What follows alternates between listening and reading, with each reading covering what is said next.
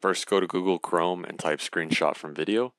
As you see I've done here, then you'll have a link to click that says Ovdss. That's the title of it, and you can click this little video screenshot button here to open the website.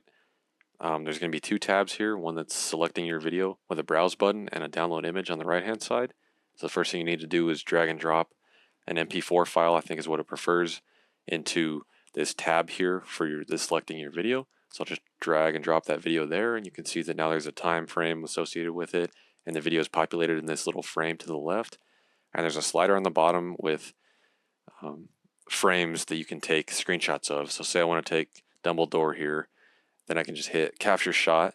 It'll populate that shot on the right hand side, and you can just hit download image here, and boom, it'll download the image, and you can use that PNG file wherever you want. Again, you can keep the same video and just keep dragging that slider to whatever frame you're trying to get, and then just keep hitting capture shot every time. And when you're done with the video, you can just hit clear to start over.